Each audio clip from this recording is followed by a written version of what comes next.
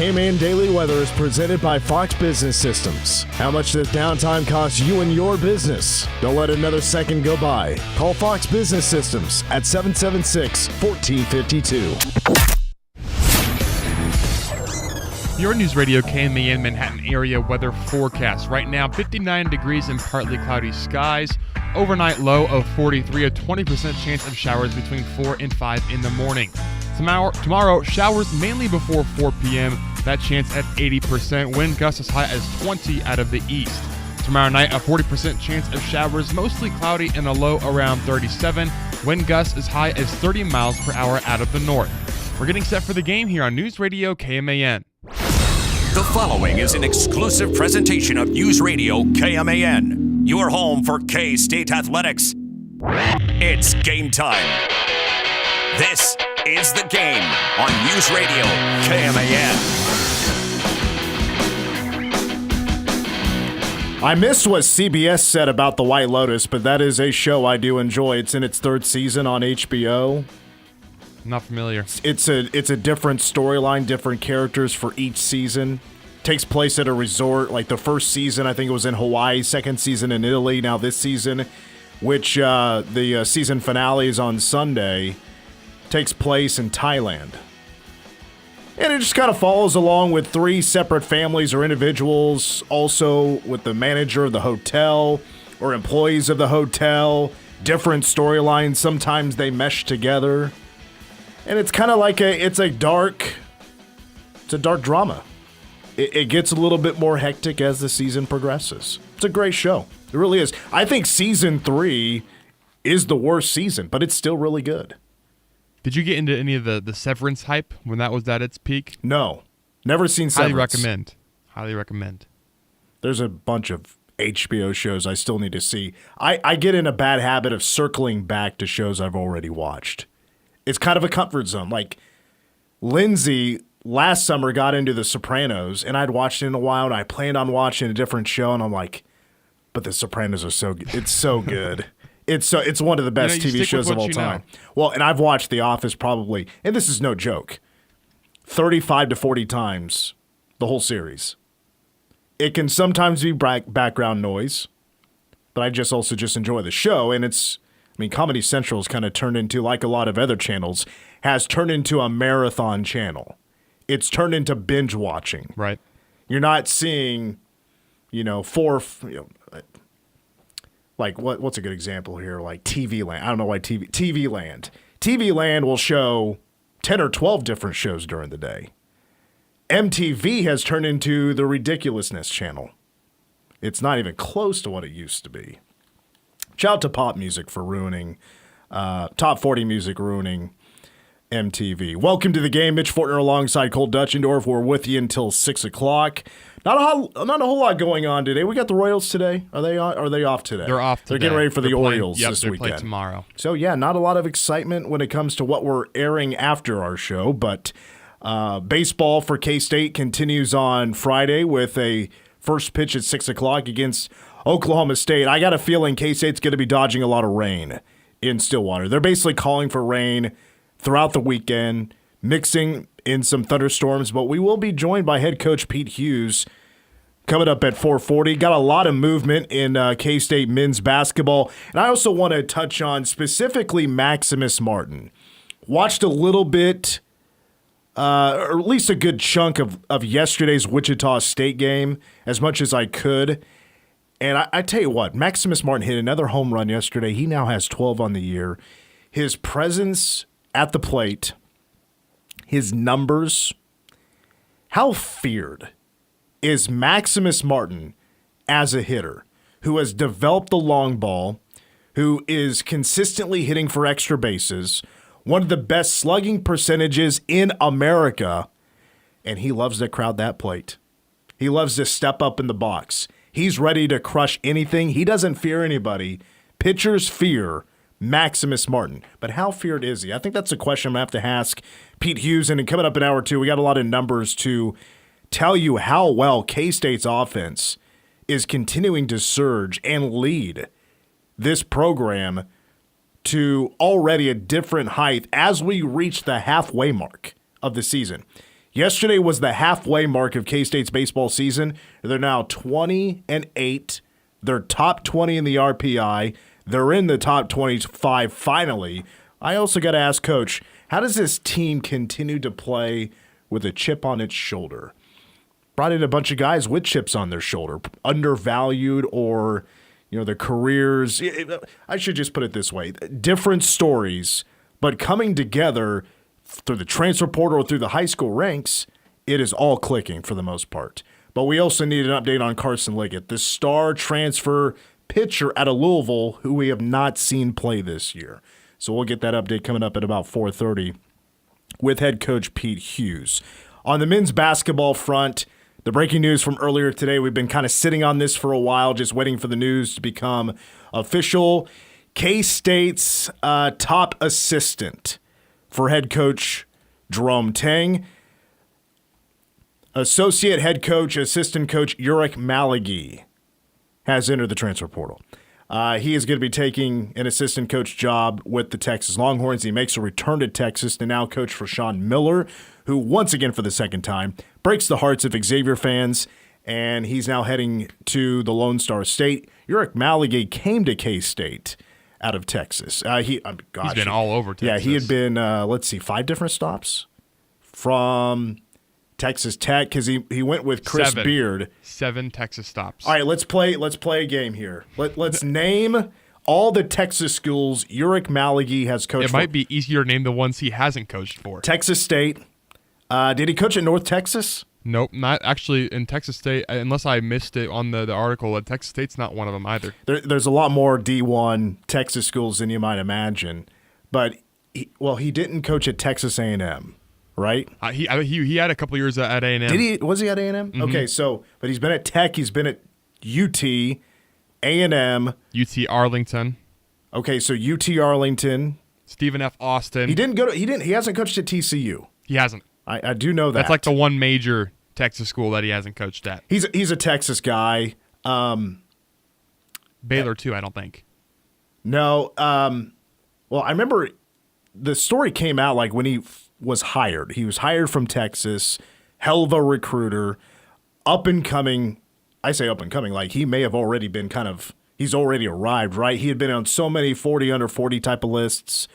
One of the highly regarded assistants in college basketball, finally branching out of the state of Texas to come coach for a guy he met when he was 18 years old when Jerome Tang started at Baylor. So these guys have had a relationship for a very long time. Jerome Tang gets that head coaching job, and he's able to get Ulric Maligi, which I remember at the time was huge because Ulric already had quite the pedigree in recruiting. I mean, Terrence Shannon Jr. is a great example of his recruiting. Can recruit at a high level, turn a guy into a superstar, and you're off and running. A lot of other examples of that as well, but he's the one that comes to mind because Texas Tech really arrived with Ulric Maligi as a coach. Consistently getting to NCAA tournaments, really starting in the mid-2010s. I believe it was 5 out of 7 years before coming to K-State, which it would have been, I think, another year if they didn't cancel the NCAA tournament due to COVID. So was a postseason coach. K-State was able to get him, and I think you like the results of the recruiting, right? Like, I know the storyline right now of K-State men's basketball is not great right now, mainly based on results. K-State took some big swings in this latest class and missed on some of the best talent the 2025 class has to offer, which maybe that's a segment for another time, or it's something we've certainly talked about quite a bit. Did K-State maybe chew off or bite more than they can chew, taking a big leap on the guys they were trying to recruit, because K-State was, out of the high school ranks, consistently getting 4-star guys. The number was different by year because the first really true recruiting class for K-State that didn't have a Bruce Weber guy, you had R.J. Jones, you had Buddy Rich, who has entered the transfer portal officially, which we saw that coming, and also Day-Day Ames. Now they're all gone, but that was, those were 4 stars across the board. Some not in the top 100, some were in the top 100. Nobody, for the most part, I think nobody was in the top 50. I mean, I guess it depends on where you look. I don't think anybody was really in the top 50, and then K-State then makes a giant leap and is going for the number 1 player in the recruiting class. But For me, losing Ulric, I'm not in really one direction or the other on this one. I'm just kind of, it is what it is. And I don't want to use like the love-hate description on this, but I see it in two ways. I've never once felt that this coaching staff couldn't recruit. They took some big swings. They missed. I think it's really the timing that comes down to that because you're coming off a really rough year. You had a bad non-conference. You probably had a Big 12 run that maybe could have got you into the NCAA tournament. It's just, for me, it's the coaching. 2 years now, 2 years in a row, offensive numbers are not where they should be. I give credit to the coaching staff on the way they are able to turn some things around defensively for this team, this past year's team. It was a lot better. It got a lot better, I should say, because in non-conference, it was brutal at times. And it got better. Offensively, it was just so inconsistent. So that's where I'm like, it is what it is on both ends. You hate to lose a great recruiter, but I'm not like poking and pointing a finger at Ulric Maligi as the sole reason why or anything like that, that this team just, and these last couple of teams offensively have struggled. So it is what it is. I kind of feel like I just kind of have to leave it at that. I don't know how much further I really want to go with that. Dream Dowling is saying it's kind of like you look at the pros and cons there as well. Well, Dream Dowling has been the social media guy. He's been a heck of a recruiter as well. He's been on this for this whole ride as well. So I guess it maybe just comes down to who is going to be replaced. How do guys slide up? Is Dream Dowling now going to be the associate head coach? Just questions unanswered right now. But I know how the fans feel. I can tell your story. It's not necessarily exactly how I feel. But again, the team has struggled just so much the last couple of years to sustain success, win consistently, and be at a level that Drum Tang has been telling us to expect the last couple of years. It's not going to break my heart to lose assistants. It's not going to break my heart if we continue to lose assistants. I do personally feel like there has to be some sort of a change. Ulric Maligi is not my first choice. And to that point, just following up with the last sentence you said is you want maybe some new blood in there, some fresh perspectives on the team, some new directions to take them because, again, it's been not a great last two seasons after what was a phenomenal, your freshman year as the head coach. Your debut season as the head coach for K-State obviously was phenomenal, and you made a lot of memories, and that was just a great year top to bottom. And the next 2 years have not been up to the standard that was set. Obviously, you don't want to expect Elite Eight runs every single year, but you set that standard of winning and winning some big games throughout the season. And then you fail to meet those expectations the next couple of seasons. I think it's good to have some fresh eyes, some new, again, those fresh perspectives to be able to come in and maybe change some things up because the way that it's been run the last couple of years hasn't had a ton of success. Well, I think there was a plan, and I think that the plan was, and I'm in a way just speculating. I don't know if this is true or not, but they've tried to raise the tier of recruiting every year. Unfortunately, the results are just going in the opposite direction, and taking those big swings at high recruits, the timing was pretty rough. Because I'm sure, I don't know if these recruits are like AJ DeBonce is the number one recruit in the nation. Is going to be a one and done. I don't know if necessarily results were his main thing or not. Like, is K-State sustaining success? Are they developing guys? And so on and so forth, or is just how much money can I get? A steady program and how much money can I get? Yeah, who's your top recruiter anymore these days? Is it a coach or is it the paycheck? The boosters. Or whatever, the booster, whatever. Who's providing the money, things like that. It's all, don't get me wrong, it's all still very important. NIL money is still very important, and coaches that can preach the message that you need to land top recruits is also very important as well. But recruits obviously still do pay attention to who's providing the results, who's being coached well, who's going to win. Guys still want to win, of course. And, as you would think, winning programs would maybe provide the most money. That's not always necessarily true. I mean, Rutgers was kind of a crazy story because I think it was last year. They got 2 of the top 3 recruits in the country. Still wasn't very good, So, kind of a disaster there, but I don't know Rutgers' full story, but I was looking at it earlier. They got 2 of the top 3 recruits last year. That's crazy. I don't think Rutgers wasn't. They didn't make the tournament, and it was seeing some stuff on social media where it's just. I mean, you can't imagine having a worse. Basically, what I gleaned was that's just a bunch of bums around these 2 amazing players that are going to the NBA and going to be lottery picks. Just not a good team around them.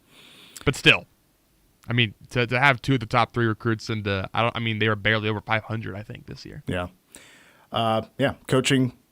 Super. I mean, a good example of that. I mean, go to K-State women's basketball. Serena Sundell, I think, is a phenomenal advocate.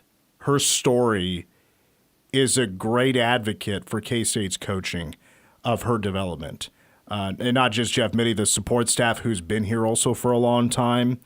Gillum and Halliburton. They've been here since, I believe, the beginning, or at least close to the beginning. I know Gillum has been here since the beginning, I think. I don't know that for a fact. But watching Serena's progression, and especially this year where her scoring goes up, her assists go up, her defense goes up, and especially as a senior, her status skyrocketed this year. People pay attention to that. Especially those that have the potential of playing college basketball. You got to play 4 years before you get to the WNBA. You look at Serena's story and her progression, that is a tremendous advertisement, a tremendous billboard. And now you see how hot K-State is in recruiting. Red hot. They're landing some of the best talent in the country. Jordan Spicer is one of the best players in this year's recruiting class. And, I know a lot of people didn't want to see Briley Glenn leave, but you bring in a Jordan Spicer that is going to kind of chase off a player like Briley Glenn, who just isn't as good as Jordan Spicer. Jordan is going to come in and probably start. So, and that has the potential of sustaining K-State's success. They've proven now they can go win. Now it's a next step kind of thing. K-State, unfortunately, on the men's side is going in a bit of a different direction. So, again, Ulric Maligi, K-State's associate head coach, Jerome Tang's top assistant, is going to be taking this. I don't know if it's the exact same job, but it will be an assistant job for the Texas Longhorns and head coach Sean Miller. There's more movement with the K-State men. Buddy Rich, Dream Dowling, their statuses have been, of course, up in the air. But we'll get to that coming up at 5:10. When we come back, right now the spotlight is on K-State baseball. The number 22 team in the nation. They are number 16 in the RPI rankings. First place in the Big 12, and we have just reached the halfway mark of the regular season. We speak and we catch up with K-State head coach Pete Hughes after a timeout on the game. I started the Maine Frisbee Golf Club at Cornell. The Game. This is madness. News Radio KMAN.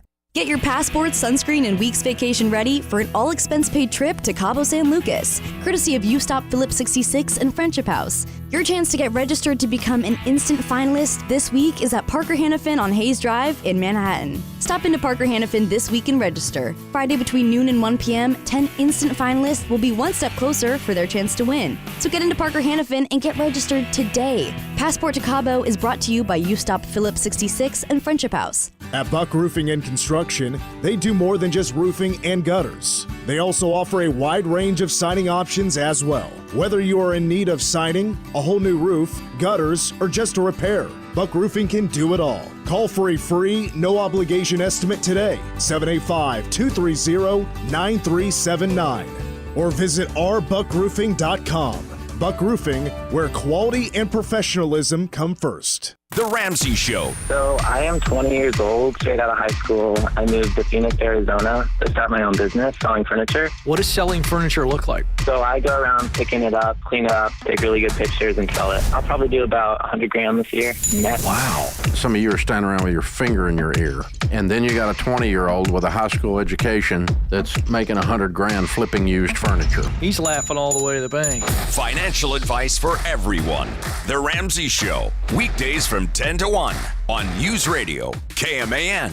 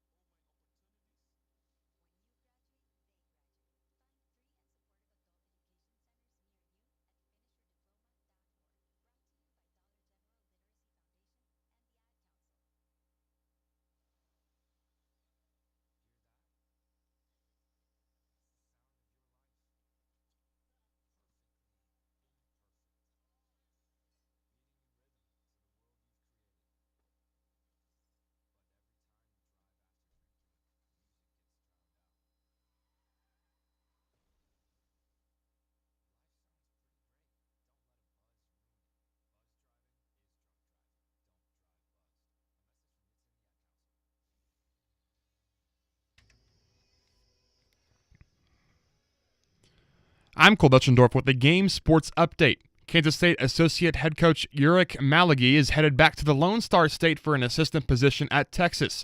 Maligi served as the associate head coach for Jerome Tang in all 3 of his seasons in Manhattan. He has spent nearly 20 years on coaching staffs in Texas, including time at Texas Tech, Texas, UT Arlington, Stephen F. Austin, Houston, SMU, and Texas A&M. Maligi joins new Longhorn head coach Sean Miller, who coached at Xavier, to a March Madness appearance this past season. K-State's Michaela Bridge has entered the transfer portal as first reported by On3. The 6'7" sophomore appeared in just 13 games over the past season, averaging 13 minutes per game and 5.9 points per game. He went nearly 2 months without playing a game in Big 12 play between Oklahoma head coach the last 2 seasons.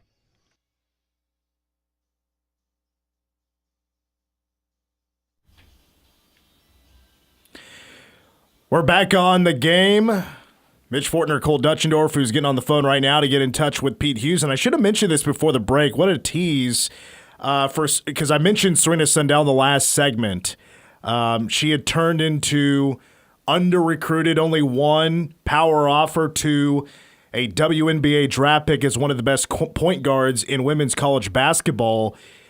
She might very well now, because of news that just came out very recently about another player for the WNBA draft, expect Serena Sundell to shoot up the draft boards once again. Like potentially, a possibility to be cemented as a first-round draft pick. We'll get to that a little bit later on, why Serena Sundell's odds of being a first-round pick have increased because of another player in women's college basketball. So that's coming up again later on in today's show. But now we take a break from basketball. We switch our direction to baseball.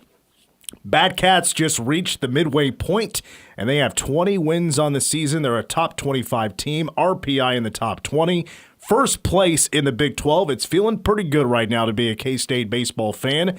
And the head coach of the Wildcats, Pete Hughes, now joins us here on the game. Coach, really appreciate your time. Want to get your reaction to just where your team is at right now. You've had a lot of goals for this program. You've adjusted accordingly. How does it feel to see now all these big adjustments you made are really starting to pay off?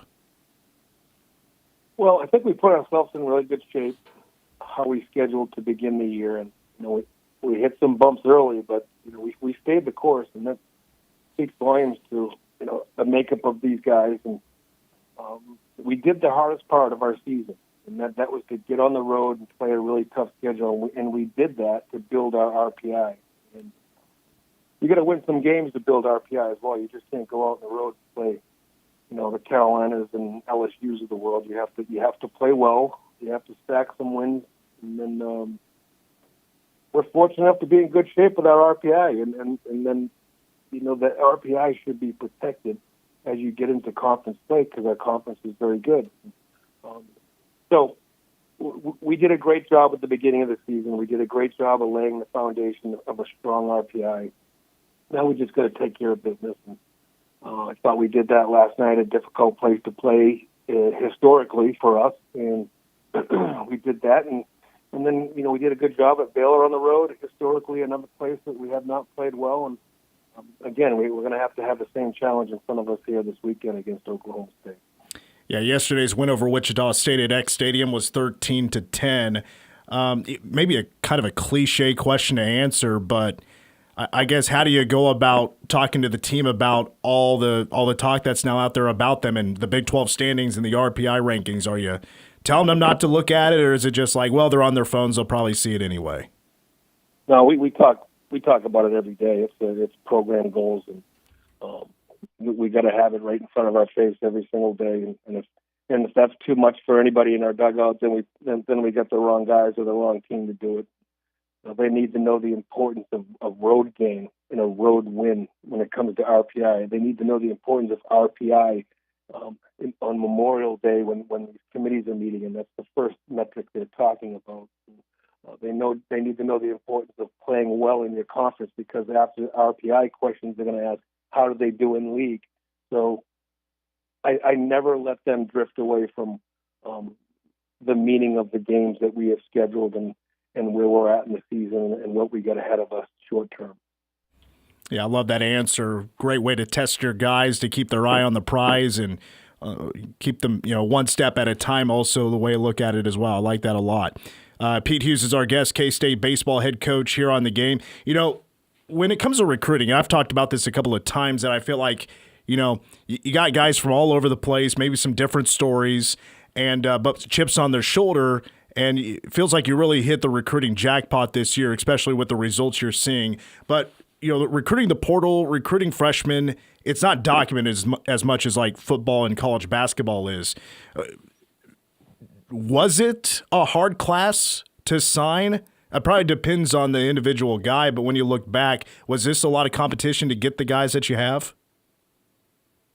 Well, the reason why you don't hear a whole lot about it from a K-State standpoint, and really, this is my 29th year as a head coach, and I don't think I've ever signed a class that was in the top 10 or top 15 nationally because, those high-profile guys, that they're not coming to Kansas State. They weren't coming to Virginia Tech. We had a couple decent classes at Oklahoma, but the guys that we sign are the guys that want to be a part of a great culture, who want to play every day, who want to develop and then extend their career. And those are the guys that are the right fit. We don't look at 3-star, 4-star, 5-star.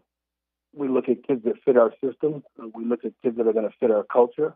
The kids whose makeup are in line with our makeup. And I think we have a staff that's been with each other for a long time, and we know what we're looking for. So there's not many misses there, and there's misses in recruiting. Don't get me wrong, especially with our sport. We lost so many guys from last year's team.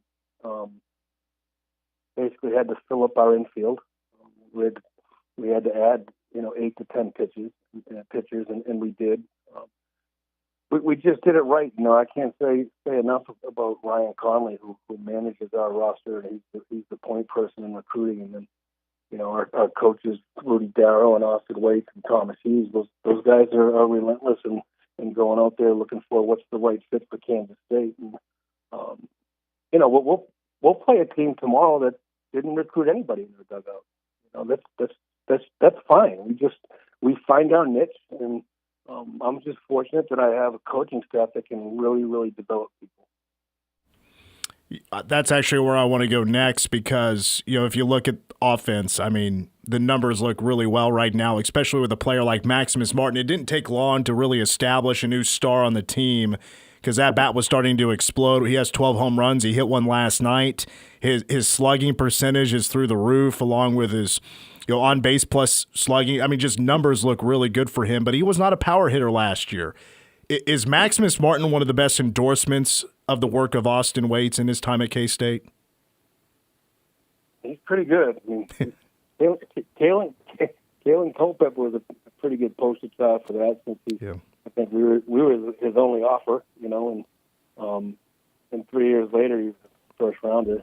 So, but Max is, I have not been around anything like this in my career to see the ascension and how fast and how much he's improved in such a short period of time. And a lot of that has to do with our culture,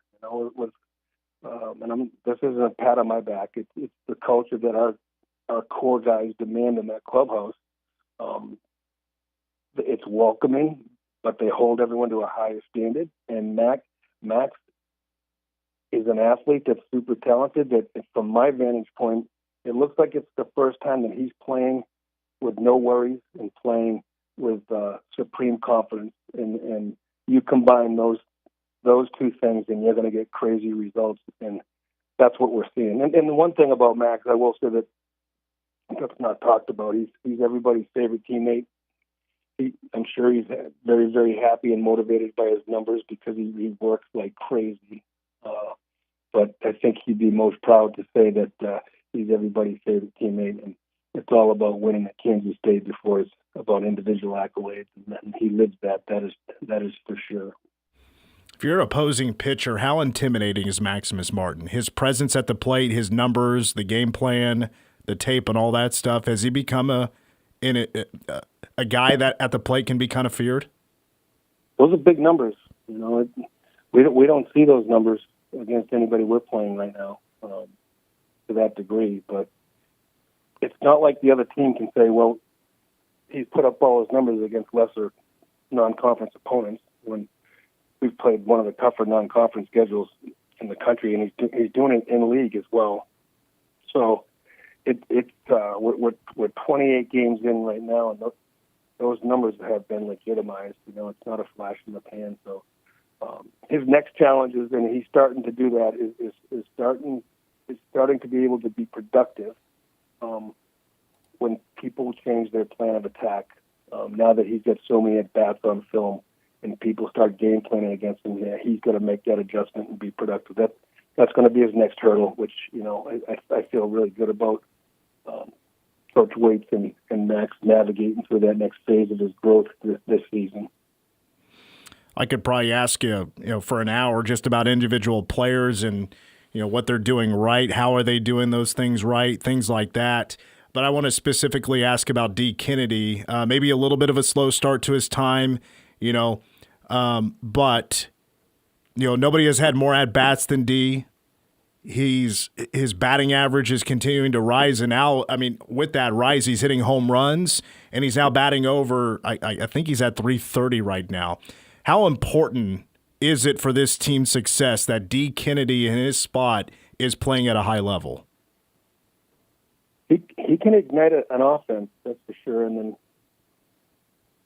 someone's got to protect Max too. And we've had a bunch of guys like Seth Dardar who just got a hamstring injury. He'll be out this weekend. But those guys were protecting Max, and they all do a good job up and down the lineup. And Keegan O'Connor can burn you. So you got to be careful. It's everybody in that lineup can hit the ball over the fence. And D was unbelievable last night. He was hitting everything. Almost hit 3 home runs. And when he's hitting off speed and his takes are really balanced, I know he's seeing it well, and that's where he was last night. And, hopefully we can milk the stretch out of him this weekend. But right now he's playing at a super high level. And he's a young player. He didn't play a full season at Texas. And he was in and out of the lineup. Those kids, their confidence. It takes a while for them to establish confidence when they're in and out of a lineup. And finally, he came to a place where, hey man, I'm going to write your name down every single day, and we're going to live through your bad at bats and live through your bad games, and you're going to get through the other side of it, and you're going to be really good. But you don't have to worry about getting 3 hits a game for me to write your name down tomorrow. And that frees a lot of people. And it certainly has helped D in his approach, and it's certainly we've seen that with the productivity he's shown thus far. You have the first ever Japanese player that I've ever announced in a K-State Wildcat uniform, Shintaro Inoue. Is there a language barrier there between you two?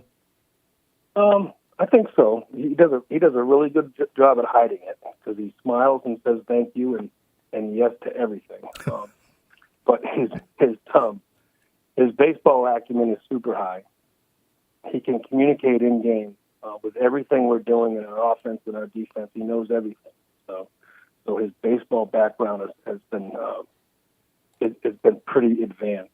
Now last night I had to ask him, how do you say move your feet in Japanese? Because he made an error where he didn't move his feet. And he said something to me in Japanese, and I'm not sure what it was, but I said, okay, move your feet next time. But I'm not sure that's what it said. But we have a translation box and an earpiece with him, and we actually have a student that can translate that's in our dugout if need be. So it hasn't been a hurdle just because he came from such a strong baseball background and he really knows the game. Couple of more questions with our guest, K-State head baseball coach Pete Hughes. We got to touch a little bit on pitching. That was, of course, an area you were really excited about your depth this year. Now you've reached the halfway mark. As a group, where are the biggest signs that you feel like the pitching is better from last year? Like you said, it's just depth. We got more buttons to push. And, when you have that, you don't have to overuse guys. And you can go for different matchups. Like look at last Sunday's game.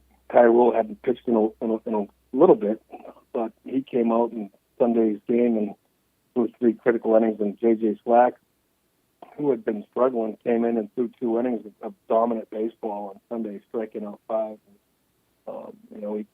We've got Dante Lewis, we've got Miles Smith, Taz Butler, Jimmy Guyette. These are all bullpen guys, and Blake Bean's been such a reliable guy for us. Adam Arthur, so we don't have to ask our starters to go 6 or 7 innings and then try to make it a 3-inning game anymore. If the matchup's not going great for us, we can get a guy out of there in the 3rd inning. We did that with Lincoln, who's had 3 7-inning outings for us. Lincoln Sheffield on Sunday. It just wasn't coming out of his hand. I didn't like the matchup, so we got him out of there after 2 1/3, and his teammates picked him up. So it gives you more options. It gives you more matchups, and you don't have to ride guys so long where, when it comes late May when you really need it, they're exhausted. So I think we're going to help our staff out by our depth by having guys fresher, in May and in June when we need them to be at their best. There is one pitcher we haven't seen this year, a transfer from Louisville in Carson Liggett. Is there a possibility that he'll be able to play this year? No, Carson was slated as our Friday night guy, our number 1 guy. And, unfortunately, he'll miss the season. So, but again, another reason why you recruit depth, because you never know. You never know when it's going to be next man up, and there's the guy at the top of our staff we expected to run out there game one, every weekend. Not going to be available for the season, but the good news is he'll be ready to go, and he'll be in purple next year for the Cats. Well, that is a bummer to hear, but yeah, exciting that at least he'll be able to come back and give you guys a run as soon as he can. To wrap up, Coach, sounds like you guys are going to be dodging a lot of rain. Are we still thinking that we're going to try to play this series against Oklahoma State on time, Friday, Saturday, Sunday? It looks like the forecast is going to cooperate with the game time. I think the rain's going to be Friday daytime, Saturday daytime, and then when we play Friday night and Saturday night, the last forecast I looked at, it looked like it's going to clear out, but it's going to be cold, and tomorrow's going to be it'll be a cat weather day. It's going to be cold and wind blowing in, and it feels like 29. So that's just like we're at the point. So our guys are comfortable in that, and they can play in that. So we'll have to use that tomorrow night as our advantage. But right now, the 3 games are scheduled as planned. All right, one more thing on Oklahoma State. They were picked to win the Big 12. Right now, they're last place in the Big 12. But is there an area, too, about that team that says that they're better than their record? Yeah, they got a little injury bug on the mound. That can be a domino effect. And also, the guys in their lineup are, they're true home run hitters. You get those guys hot at the right time, and they can carry your team for a 2-week stretch, So I don't know. I haven't had much success to go in the stadium and look at records and feel comfortable. So, they're always going to be Oklahoma State, and they're always going to be really good in that stadium. So our guys know that, and our guys will not talk about any records when it comes to Oklahoma State, because that is fleeting. They were number 1 preseason for a reason. They're a really good coach, and he's been there before, and I've seen him get teams out of. I've seen him take a 9th place team and win the Big 12 tournament. So, we're not counting these guys out. We're not looking at any leverage going into this series other than trying to win game 1. Well, I heard on Brian Smoller's call, I could hear a lot of K-State fans in the background, so hopefully there's a decent amount of purple at O'Brate this weekend. And, Coach, with that, best luck against Oklahoma State this weekend. Thank you for your time. Okay. Thank you, Mitch.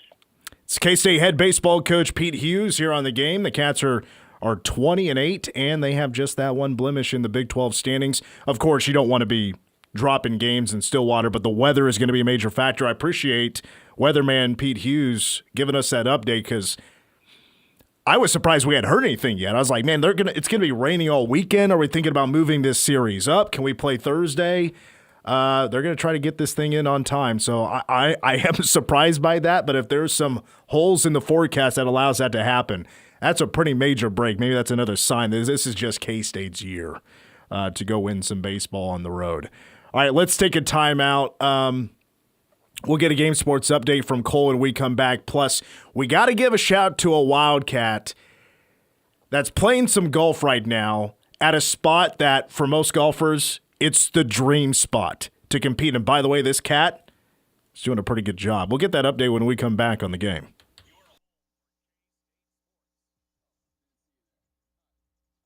So I'm holding for Kansas State University. I'm officially starting my campaign for the Mortello Award.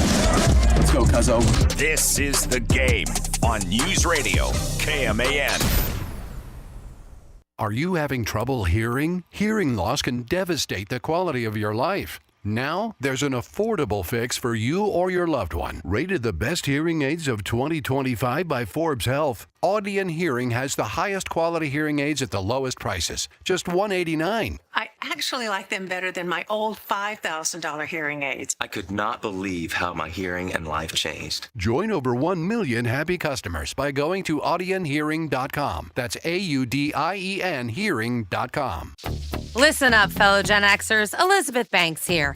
The recommended age for pneumococcal pneumonia vaccination has been lowered to 50 and older, even if you're healthy. It's up to us to lead the way. We've done this before. Music videos, fanny packs, even the World Wide Web. Let's do it again and get vaccinated, because we're at over 6 times greater risk for pneumococcal pneumonia. Gen X, this is our shot. Visit vaxassist.com and schedule a vaccine today. Sponsored by Pfizer. At this very moment, Doctors Without Borders is on the ground in communities around the world, delivering life-saving medical care where it's needed most. Our teams are bandaging war-wounded patients caught in the crossfire in Sudan, providing clean drinking water in Haiti, and performing emergency C-sections in Yemen. Doctors Without Borders teams are in over 70 countries worldwide, bringing patients from sick to recovering, from emergency to aid, from crisis to care. This life-saving work is made possible by our movement of supporters, people like you who help our patients even when they're half a world away. At Doctors Without Borders, we won't stop working to bring our patients and their communities from crisis to care.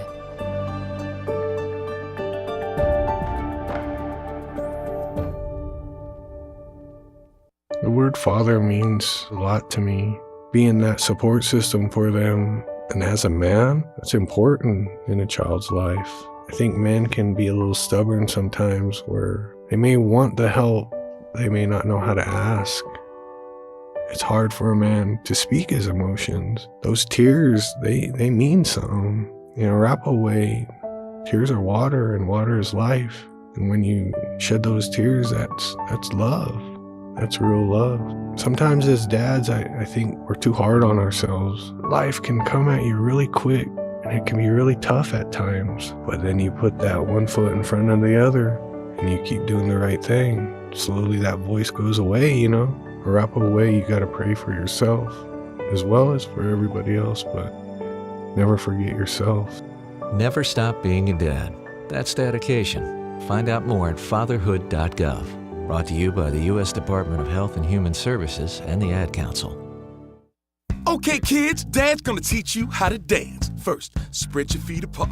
Then, pump your knee, nod your head, shake your hips, and bite your lip ever so slightly. Now, with one hand in the air, point at people with the other hand. I call that the rock star. Dance like a dad. It's a great way to make a moment with your kids. Now, make a face like it just smells something bad.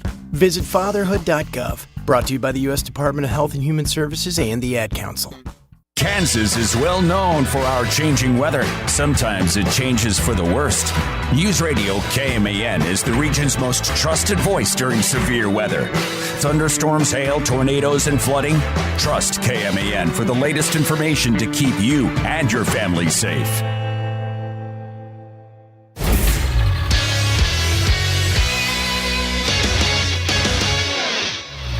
I'm Cole Belchendorf with the Game Sports Update. Kansas State Associate Head Coach Ulric Maligi is headed back to the Lone Star State for an assistant position at Texas. Maligi served as the associate head coach for Jerome Tang in all 3 of his seasons in Manhattan. Maligi has spent nearly 20 years on coaching staffs in Texas, including time at Texas Tech, Texas, UT Arlington, Stephen F. Austin, Houston, SMU, and Texas A&M. Maligi has been involved with a handful of notable players during his time at the college ranks, such as Keontae Johnson, Marquise Noel, Mac McClung, and Terrence Shannon Jr., among others. K-State's Michaela Britch has entered the transfer portal as first reported by On3. The 6'7" sophomore appeared in just 13 games over the last season, averaging 13 minutes per game and 5.9 points per game. He went nearly 2 months without playing a game in Big 12 play between Oklahoma State in early January and UCF on February 26th. His season high came at Wichita State, scoring 20 points in 20 minutes against the Shockers on 13 shots, adding 2 boards and 2 steals in the contest. K-State soccer head coach Colleen Corbin added to her inaugural coaching staff as she hired Alyssa Post as an assistant coach. This is Post's second stint at K-State, as she served as a volunteer coach with the Wildcats for 3 seasons from 2018 and 20 before departing for Wofford.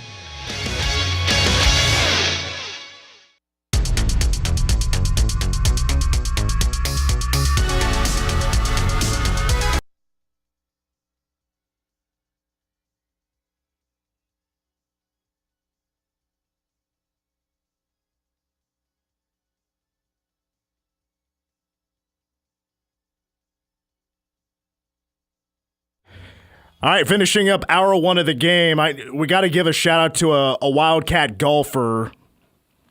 real quick because I think this is a pretty awesome opportunity. Carla Bernat, she is the first ever K-State women's golfer All-American in program history. She did that last year. She was an All-Big 12 performer, made it to the national stage, and right now she's in Augusta, Georgia. And she is competing in the Augusta National Women's Amateur. This is a pretty big deal to be playing in this. Now, what she did today was a great performance, a 4 under 68 today.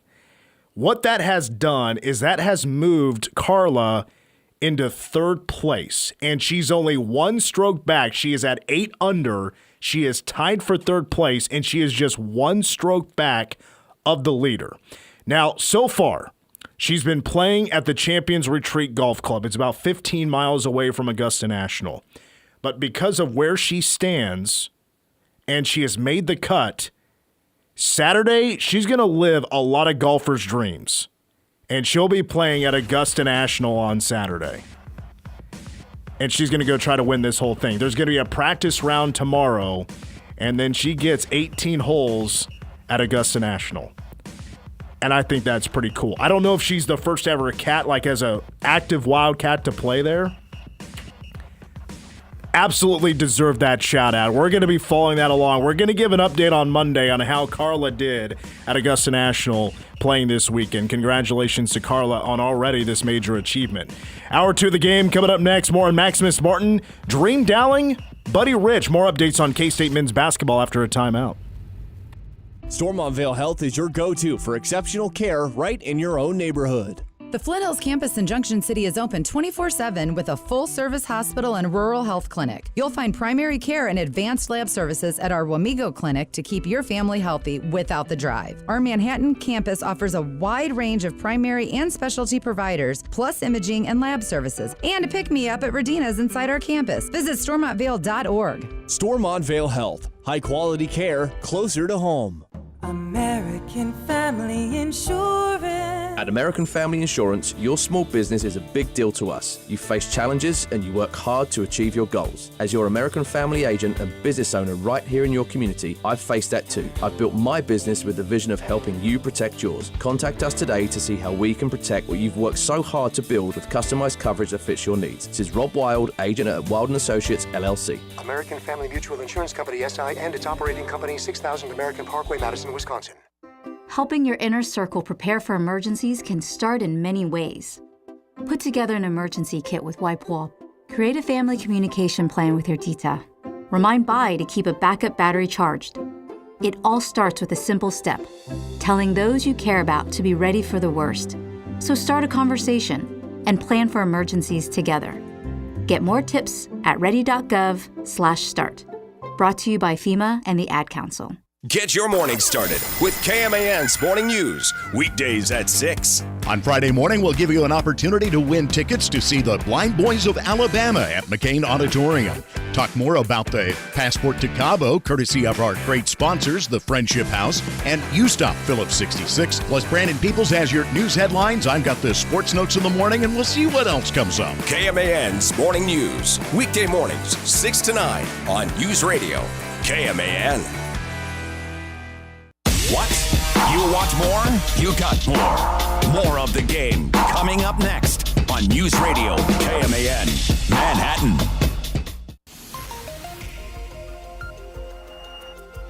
From the KMAN newsroom, I'm Bernie Fansala with your 5 p.m. news update. 2 people escaped serious injury when a car and pickup collided at a busy Manhattan intersection Wednesday evening. According to the Riley County Police Department, it happened shortly before 5:30 p.m. at Tuttle Creek Boulevard and Kimball Avenue when a passenger car driven by Deanna Nelson of Riley struck a pickup driven by Craig Carlson of Manhattan, causing the pickup to roll onto its side. Police say 2 people inside the truck became entrapped but didn't require medical transport from the scene. Further details about the crash weren't immediately available. In other news from Thursday's RCPD report, police on Wednesday arrested 2 men in custody after an apparent altercation. 23-year-old Cordarius Gowdy and 27-year-old Jacob Thompson, both of Ogden, faced charges of aggravated assault and trafficking contraband into the jail. Gowdy was additionally charged with an aggravated weapons violation and criminal threat. Gowdy's bond was set at $27,000, while Thompson's bond was set at $18,000. Both men remain in custody. Following the successful pilot of a new ELA curriculum, the Manhattan-Ogden School Board is moving forward with purchase and implementation ahead of the 2025-2026 school year. The board on Wednesday unanimously approved a $1.6 million purchase of Ready Magnetics ELA portfolio instruction manuals. Director of Elementary Education, Lucas Shivers. It was truly teacher-driven and very student-centered. Very excited to offer a 7-year contract that will take us through the year 2033. The ELA High-Quality Instructional Materials guide how literacy is taught in classrooms based on current state ELA standards. The district explored over 10 ELA resources as options before narrowing down Ready Magnetics as a top option. Several classrooms in elementary and middle school levels piloted Ready's ELA resources in the 2024 to 2025 school year. Angie Motley, a 5th grade teacher at Amanda Arnold Elementary, says she's already seeing growth in the classroom with Ready's high-quality instructional materials. One of the things that I liked probably the most about it is when the students are responding to the reading that we're doing, it's in written form. So they've got so much writing instruction this year, which is something that has been hard to get in over the years. School officials said Wednesday the teachers have seen improved readiness as students are preparing for annual state assessments. Military mental health was the subject of Wednesday's monthly Military Relations Committee luncheon hosted by the Manhattan Area Chamber of Commerce. Savannah Lee, Pawnee Mental Health's new military treatment coordinator, says there is some uncertainty facing the agency in terms of funding. So a lot of us in the mental health field have been talking about the impacts of these kind of widespread cuts on our care and how we'll be able to best proceed forward with soldiers and veterans in the communities, especially in rural Kansas. According to Pawnee's 2023 annual report, federal and state funding combined for about 45% of the agency's revenue. City officials will soon be streamlining how applications and permits are processed for residential and commercial developments. Commissioners on Tuesday approved the purchase of cloud service software and design implementation services with Oracle Permitting and Licensing, Opal. Assistant City Manager Jared Wassinger. The idea here is that we're trying to create a customer portal where all of that is in one place, so the members of the development community or an individual who's trying to do a small improvement at their home, they don't need to know where to go. They just need to go to this one place, and it's going to take you through a process to get you to where you need to be. Commissioner John Mattis says the project fulfills one of the city's goals of being more customer-friendly. Big thing right now is what we heard a lot from the development community is we're very difficult to do business. It's confusing. You got to go to a lot of different places and everything else. So this is checking off one of our big strategic things to get done. Implementation will cost the city $904,000, which includes a 12-month design and configuration of the system. City administration also plans to propose a user fee to offset annual software costs, which will total about $665,000 through May 2029, billed annually. News is powered by Central National Bank with locations at the Walmart Supercenter and at College and Claflin. Central National Bank, member FDIC. Weather on News Radio KMAN is brought to you by Sunset Zoo. Join the Sunset Zoo April 19th to celebrate Earth Day featuring animal enrichment, community booths, scavenger hunts, and more. Your News Radio KMAN Manhattan area weather forecast. Right now, 57 degrees, partly cloudy skies. Tonight, a 10% chance of showers after 5 in the morning, mostly cloudy with an overnight low of 43. Tomorrow, showers mainly before 3 in the afternoon. That chance of precipitation at 80%. Wind gusts as high as 20. Tomorrow night, a 40% chance of showers, mostly cloudy and a low around 37. Wind gusts as high as 30 out of the north.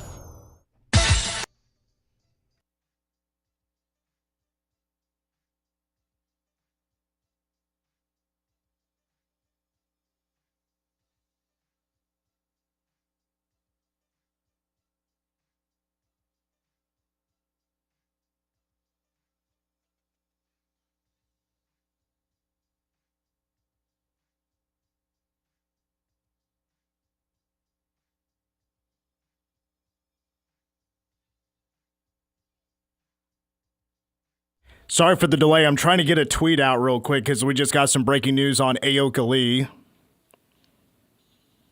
And now I'm forgetting how to spell words and stuff. I'm trying to get this thing out quick. Jitters. And I'll get this here in a second. I want to get to Serena Sundell. I want to get to Dream Dowling, Buddy Rich. There's a lot of basketball news coming out today about K-State. This, not a surprise from Aoka Lee. But here's what she just announced on social media. I'm going to read the whole thing. And believe me, reading out loud, I hated it in second grade, and I hate it just as much now, but this is pretty important stuff here. So, from Aoka Lee, K-State family, it has been an absolute honor to represent this university for the last 7 years. When I arrived at K-State, I was a 17-year-old who felt like I had to prove myself, but never imagined I would accomplish all that I have. Through the highest highs and the lowest lows, I always knew I was supported not only by my class, my close circle, but also by our incredible fan base. You guys are what makes this place so special. Reflecting on this past season, I am so proud of all this team accomplished. While we did not achieve all of our highest goals, there is so much to be gained for the pursuit of each one. To my teammates, thank you for letting me be in pursuit with you, for believing and trusting in me. I will always cherish the lessons learned and memories made. To all the coaches I've had throughout the years, thank you for pushing me to be better and challenging me when I got too comfortable. I am forever grateful for the relationships I have built here. Words could never fully encapsulate how good God has been to me for over the past 7 years, and I'm so thankful that He wanted me here at K-State. Though I would be doing myself an injustice by not admitting that it came with a lot of obstacles, moments of questioning, and moments of having to endure injuries that made me want to give up. For these experiences, I've learned that I'm capable of more than I think I am, but also that it's important to listen to what your body whispers to you before it begins to scream at you. For this reason, I have decided to forego the draft and explore this next season of life apart from basketball. I am so extremely grateful for all the support and love that I've felt from our fan base over the years, and I'm so excited to see what God has in store for me next. I am forever honored to be a Wildcat. So Aoka Lee has decided to, at least for now, end her basketball career.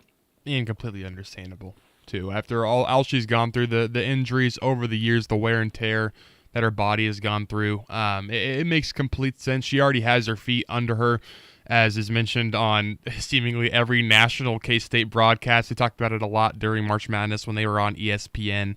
It's the family therapy, I think is what she's in. Basically already has her own practice. I don't know if that's exactly how far it is, but she has her own. It's not that far, but she's seeing patients. Right. Yeah. And so they're seeing not patient. I don't know what you call them. Cases, families? Yeah, I'm not sure, but yeah. But has her feet well underneath her in the outside of the basketball realm as well. So it makes complete sense to me, and we'll always be big fans of her, whatever she does and whatever endeavor she's in. And it's been, again, a pleasure to be able to watch her over the past couple of years. Yeah, I had a pretty good feeling that this was going to be the route Aoka Lee decided to go. If she wanted to continue to play basketball, I felt like she was going to be a WNBA draft pick. Maybe if she did have an injury-free 4-year run and achieved a lot of these highs like she talked about in that 4 to 5 year run, with you throwing in a COVID year, maybe she does go to the WNBA draft. But she's dealt with a lot. Like I mentioned earlier this week, she's gone through rehab at least 5 times. She's dealt with a lot of long-lasting injuries. She has had surgeries on knees, on her feet. I get not wanting to. I'm not saying this is the reasons why or anything like that, but that is going to the next level and probably doesn't want to, injuries can happen again. And she's very dedicated in what she wants to do professionally. A major reason why Aokali came back not once but twice was because K-State really helped her out in her education and achieve some goals. See clients, and pursue the family therapist that she wants to be. And K-State has done everything they can to help her out in that area.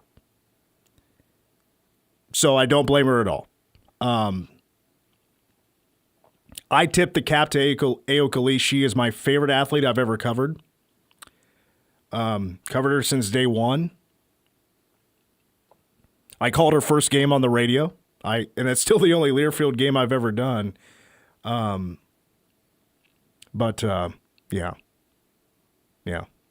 It's a legend, a legend through and through of K-State sports, and she'll be missed for sure within the athletic community. But hopefully we get her for a little bit longer in the Manhattan community for sure. Yeah, she's a legend. Try not to get emotional. I've always said I felt a connection to this team because I covered the whole time. Nobody's interviewed these student athletes more than I have. I've asked Aokali hundreds of questions over the years, and she's always been a great sport to answer them. Wanted nothing to do with me on that last interview, but not a surprise whatsoever. She's been through so much just to continue her K-State career. Heck, she's going to get into therapy. I bet she could make more money doing that than the W. I probably shouldn't go that way, but the WNBA is still continuing to grow, no doubt about that, and I think it's no doubt going to be continuing to grow with another Wildcat. That's Serena Sundell. I did want to touch on this as well. So Serena and the WNBA, the draft, got some pretty major news the other day. So we know Paige Beckers is going to be the number one pick. There's a player by the name of Olivia Miles, and if you pay attention to women's basketball, you've heard of her. If you don't, or you're a casual fan, that doesn't come from a Big 12 team. She played for Notre Dame, eligible for the WNBA draft this year, but did have an opportunity at another year. Olivia Miles, on all draft boards, it was pretty much a guarantee was going to be the second player picked in the WNBA draft. She decided to not declare herself. She entered the transfer portal instead. That's pretty major news. If you're a women's college basketball fan, you understand how big of news that is. It's big news because not only is she not going to be the second overall pick in the draft, pretty high status there.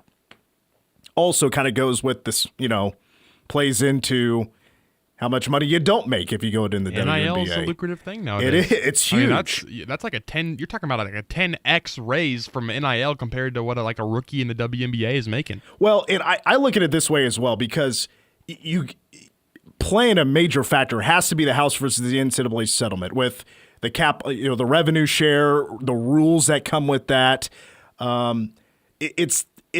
Haley Van Lith did this last year, where she decided to transfer from LSU. I know there's a lot of layers to that, but she was able to capitalize on her value at a peak by leaving LSU because of Flau'jae Johnson. Flau'jae Johnson for LSU was the star. Haley Van Lith was at best second fiddle. Well, Haley Van Lith going to TCU, now she is the star. She is capitalizing on her entire potential for name, image, and likeness, and she cashed some checks, I heard. So, with that being said, Hannah Hidalgo at Notre Dame is the star. Olivia Miles, still amazing player, obviously very good. She was going to be second overall in the WNBA draft. It's like, well, I probably have a much better opportunity at getting more I'm not saying this is completely true, But if I step out of the shadow of Hannah Hidalgo, I have some pretty high status. I don't have to go into the WNBA draft now. The draft is waiting on me. I'm not waiting on it. So let's make this move now. I'm going to transfer. I'm going to get some money. By the way, I'm probably going to a championship contender. I'm automatically a plug and play and one of the best at probably ever step in and do something like this. And she's going to make a team instantly better. And she's going to be one of the highest earners of NIL this next season. I would imagine. She's got to be high up there. So what does that mean for Serena Sundell? Well, there is a first-round need for point guards in the WNBA draft. With this move, there's new draft boards coming out. And, right now, I think there's about 5 point guards that are projected to go first round. But now that Olivia Miles is out, players kind of move up, some shifting around because we're still, 11 days out? Yeah, it's on the 14th. I think it's on the 14th. It's on Monday, or a week from Monday is the WNBA draft. This could almost, I don't want to say guarantee, but it kind of feels like that. I don't want to say guarantee because I'm not as much of an expert on this.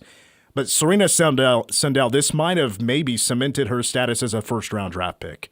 Just because of Olivia Miles deciding not to be drafted, she'll transfer, and the need for point guards in the first round, and the teams that need, like the latest projection from Bleacher Report, the last they had on Serena Sundell, she was a second-rounder. Now they have her as the 8th overall pick in the WNBA draft. It's kind of exciting. I'm like, where you guys been? It took Olivia Miles to get out of It's about time. out of the draft to honor Serena as a full first rounder. I have to go look at other draft boards and how this has moved around. But Bleacher Report just came out with their latest, and I don't know who wrote this. That's the thing. It doesn't say who wrote it, but they have Serena Sundell as the 8th overall pick. Not far behind, like Georgia Amor of Kentucky, who K-State just played. Cheyenne Sellers from Maryland is up there as well. All right. On the men's basketball front, we know Ulric Maligi is also in the portal. It's a joke, right? As a coach, he's going to be taking the assistant coaching job for under Sean Miller at Texas. So Maligi goes from Texas to K-State for 3 years, back to Texas. He's a Texas guy. He's made so many stops in the Lone Star State. We had more on that in the first hour to lead off the show. So what does that mean for Dream Dowling? And I think this is a very interesting thought here because, I think it's pretty clear. Love it, hate it, have no opinion, whatever. Jerome Tang probably not going to be dismissing any of his assistants, despite the struggles the last couple of years. He's got some ride or dies with him, it looks like. Dream Dowling appears to be one of those, and I think it's a two-way street because Dream Dowling just recently had an opportunity to go coach for Ross Hodgett at West Virginia. He decided to stay committed to K-State. And I think this is very interesting. So what does this mean for Dream Dowling? Does he move to associate head coach? Does the pay go up? Does Jerome Tang decide to go a different route with the associate head coach spot as in the top assistant for K-State? A lot of very interesting questions. I've only met these coaches a handful of times. Like I'm maybe this is not very good media of me, but I kind of mind my business. If that makes sense? I don't know. It's kind of weird, right? But Dream Dowling is going to stay. Ulric Maligi is moving off to Texas. Maligi, I've never seen him as a big social media guy. I remember the first time I met him, I thought, all right, this is a K-State coach, cool guy, young. I got to throw a 4-step handshake at him. He was just looking for the normal handshake. I went bep, boop, beep, bop, boop with the hands. He's like, all right. and we moved on. I'll never forget that. He handled it really well to adapt him and stuff like that. I was feeling pretty cool. And then when I look back at it, how ridiculous it was. Ulric Maligi's always been a really cool guy. Really stand-up guy, easy to talk to, great conversation. We had him on the show a couple of times. Dream Dowling has been a little bit more, using social media, more bubbly type of sense of humor. I mean, hey, let's look at this for a second. Coach Tang has tried to work very hard on trying to stop the blank KU chant. Well, it's worked for the most part with the exception of the KU game. Dream Dowling to stop the court storming. I just hit the microphone, but I'm trying to put my hands up. Just put his hands up like, we cool? Want to stay back?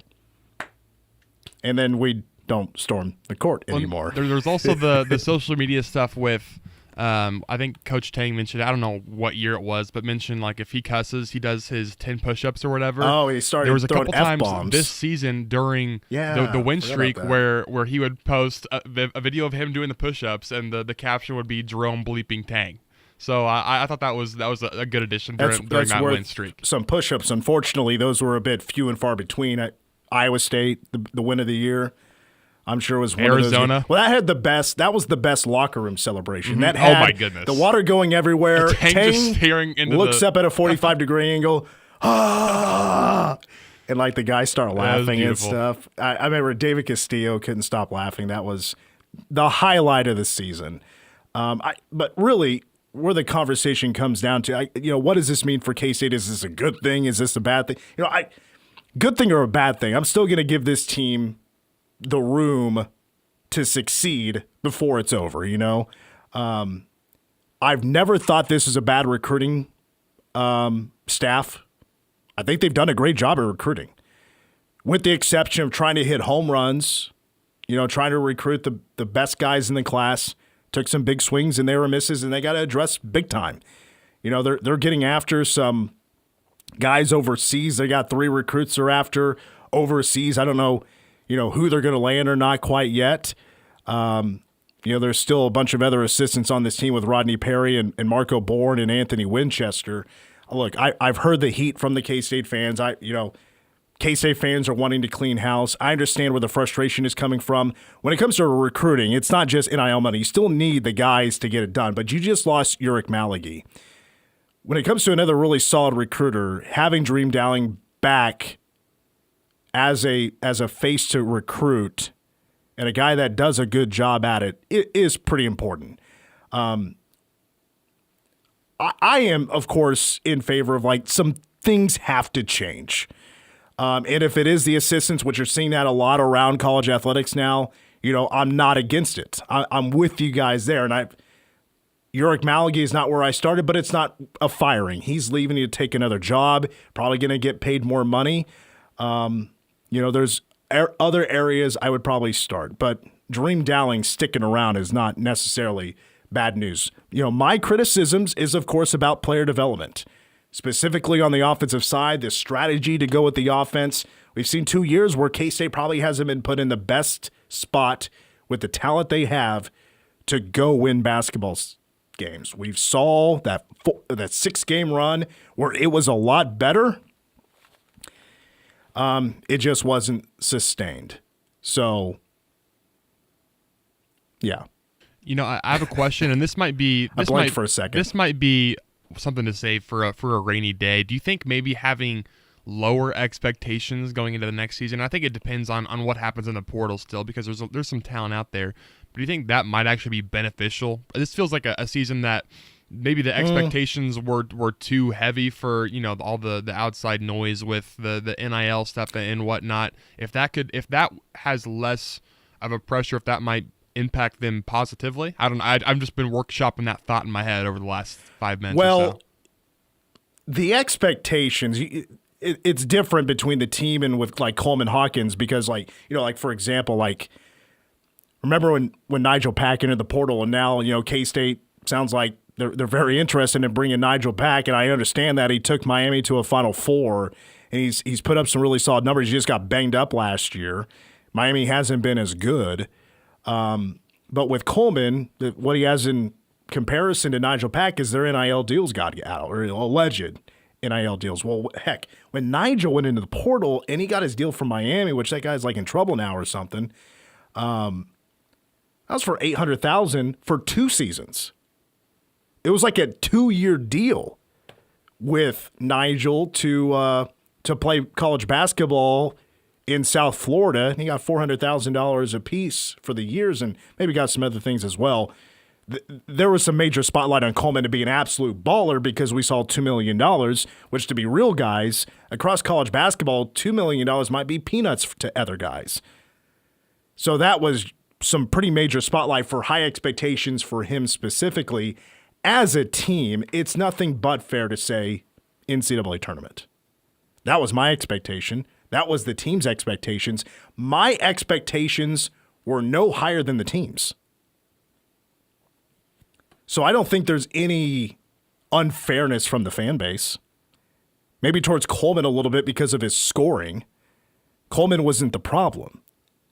I will still stand as player development and consistency was a pretty major problem, especially since you'll still see other guys go elsewhere and have some pretty major seasons. I think Cam Carter had a pretty big year. LSU wasn't any good, but Cam Carter had a pretty phenomenal year where he showed just more, I have to go back and look, but just more consistency.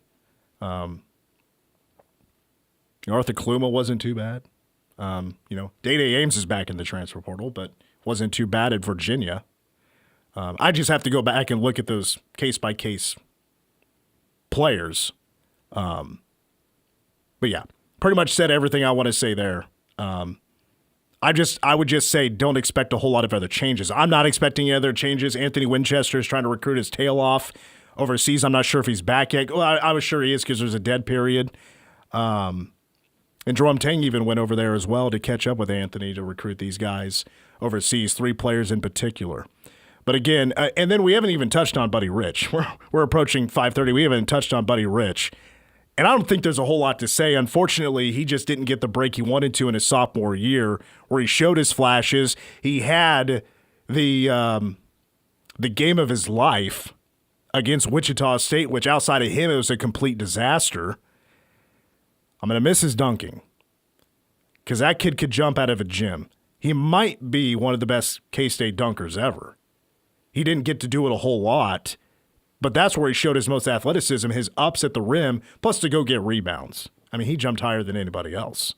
He had that one putback dunk. It's one of the most insane dunks I've ever seen because he was underneath the hoop. I think he inbounded the ball. Somebody put the shot up. It bounces off the rim. Buddy, underneath the hoop, basically palms the ball with his right hand while he's leaning back, kind of jumping towards the sideline, and just pops it in the goal. And I was like, holy crap. I had a great angle for that. That in the Dean Wade dunk against Oklahoma to win the Big 12. Underneath the hoop, reverse jam, insane dunks. And then I remember when he hit a 3 this year. He splashed a 3 early in the year, and I looked over to my spotter. I was like, I forgot he could do that. But for Buddy, he got thrown under the bus at the end of the regular season about his effort. He missed so much of Big 12 play after the road trip to Oklahoma State and TCU. He was not seeing the floor. And I was a little bit surprised by that because of his flashes that he showed. I was surprised he didn't get minutes here and there. Jerome Tang decided, actually, matter of fact, he said something about, like, look, he's been good enough to see the floor. We just don't need him out there, or something like that. It was during that stretch. Everybody knew Buddy Rich was gone, so not a surprise that he's in the portal. Well, there was the question that was asked about Buddy Rich not playing, and Coach Tang said, I don't want to answer it. That made one of the graphics.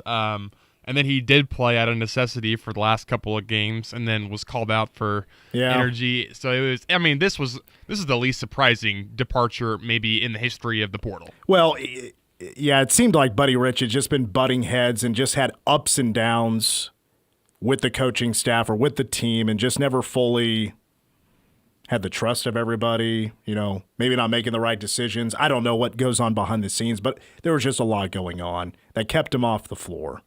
So it's unfortunate. Now, Jerome Tang's second class at K-State. They're now all gone now. Mm-hmm. So Daddy Ames, R.J. Jones, who ended up at TCU, I think. I think you redshirted this past year. All right, we got to take a break. When we come back, I do want to get to Maximus Martin. Has he become one of the most feared hitters in college baseball? His numbers are through the roof. We got to touch on some K-State baseball numbers when we come back as you're listening to the game. Tweet the game. KMAN or call 537-1350 and get in touch with the show. This is The Game on News Radio KMAN. Spring is in the air at Blueville Nursery. The greenhouse is filling up with bright spring flowers and cool season veggies. Outside, trees and shrubs are starting to make their appearance. Now is also the time to start amending your soil. We recommend Cottonburg compost. The store is full of seeds, potatoes, and onion sets. Don't forget your crabgrass preventer and pre-emergence to prevent headaches later on this season. Blueville Garden Store is open Monday through Saturday, 8 to 5. Come give us a visit at Blueville Nursery, where you'll always find a friendly smile and expert advice. Located at the corner of Scenic Drive in Anderson and Manhattan.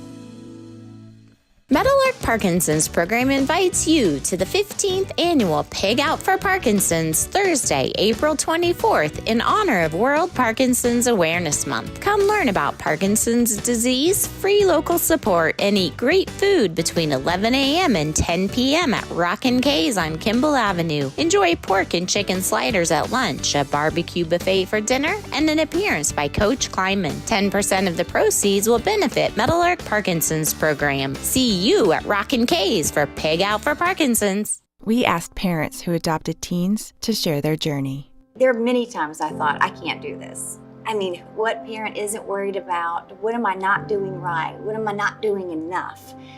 And then I realized, wait, that's being a parent. Don't worry about being perfect. I've had around 3 other mother figures in my life, but only one of them has taught me how a mother loves. The greatest reward for me is he makes me better every day. I would tell a family considering adopting a teenager that teenager, whoever it is, needs you, and they need what you have to offer. Taylor's giving me hope. He's our son, and that is what he will always be. Learn about adopting a teen from foster care. You can't imagine the reward.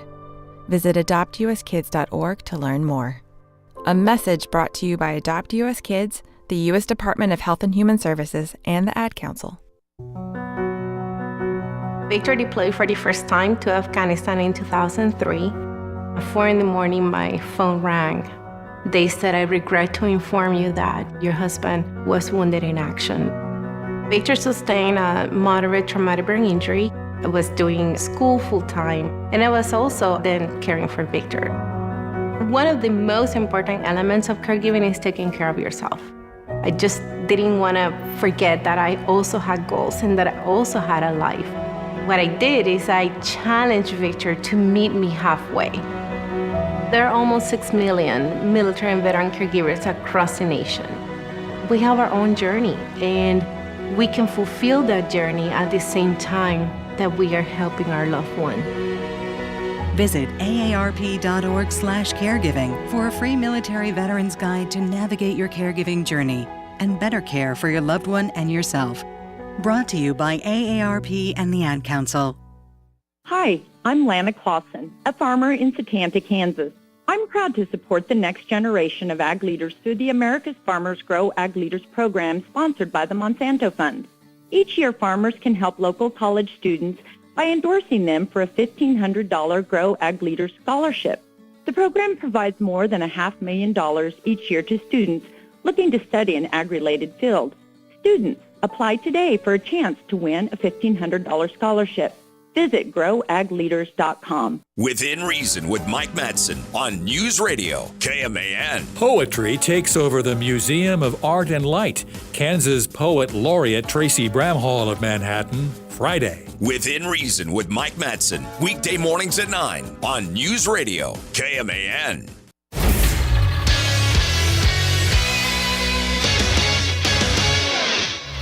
I'm Cole Betchendorf with the Game Sports Update.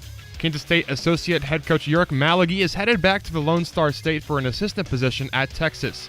Maligi served as the associate head coach for Jerome Tang in all 3 of his seasons in Manhattan.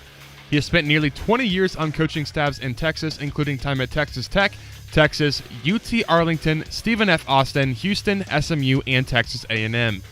Maligi has been involved with a handful of notable players during his time at the college ranks, such as Keontae Johnson, Marquise Noel, Mac McClung, and Terrence Shannon Jr., among others. K-State's Michaela Britch has entered the transfer portal as first reported by On3. The 6'7" sophomore appeared in just 13 games over the last season, averaging 13 minutes per game and 5.9 points per game. He went nearly 2 months without playing a game in Big 12 play between Oklahoma State in early January and UCF on February 26th. The season high came at Wichita State, scoring 20 points in 20 minutes against the Shockers on just 13 shots, adding 2 boards and 2 steals in the contest. K-State soccer head coach Colleen Corbin added to her inaugural coaching staff as she hired Alyssa Post as an assistant coach. This is Post's second stint at K-State, as she served as a volunteer coach with the Wildcats for 3 seasons before departing for Wofford. Back to the game on News Radio KMAN.